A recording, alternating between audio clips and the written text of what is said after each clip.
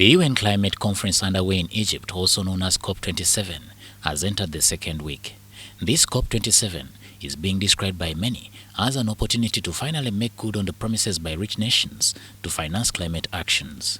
Speaking to UBC TV, the UNDP Regional Director for Africa, Ahunna Eziakonwaon, said there is need for collective action to address the climate disasters on the continent. I think one of the probably biggest takeaways from this COP is the adaptation agenda. And I think Africa has been consistent in really putting forward this agenda and the commitment that it is making, because at the end of the day, it's actually about life and livelihoods, lives and livelihoods. We see the floods today. I mean, in my own country, Nigeria, a third of a whole region is underwater.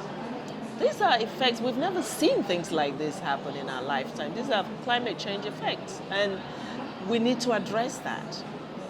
We need to address that also with foresight. So we don't wait until it's happened and then we're catching up. Lives have already been lost, livelihoods have been lost. Floods will happen, droughts will happen. How do we adapt? How do we build systems that are shockproof? You know, that we can adapt to some of these changes in climate, because it's already with us, right? It's not something that we're saying it may come or it will come. It's here. Another critical debate at the COP27 is the call for a swift transition to clean, renewable and sustainable energy on the continent. African countries are seeking support for a just transition. There is not a lot of transition that African countries have to make, right? Because we're still at the very bottom of the pile there in terms of, emissions.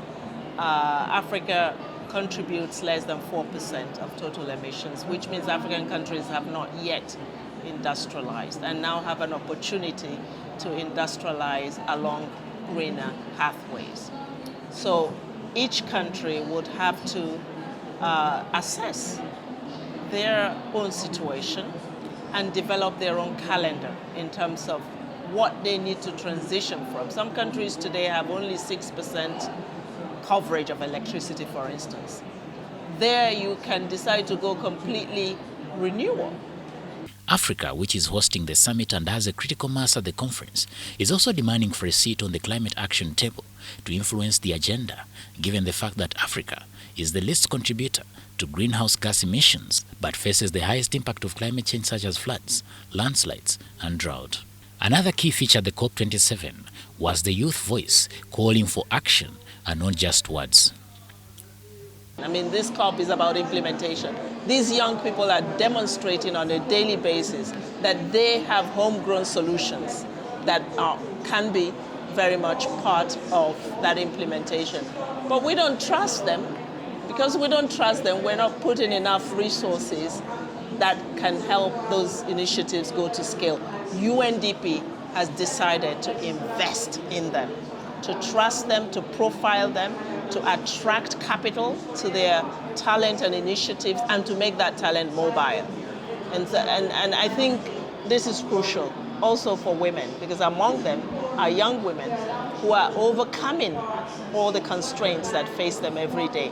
COP27 is building on outcomes of COP26 to deliver on issues critical to reducing greenhouse gas emissions, building resilience and adaptation to inevitable impacts of climate change, and to delivering on commitments to finance climate action in developing countries.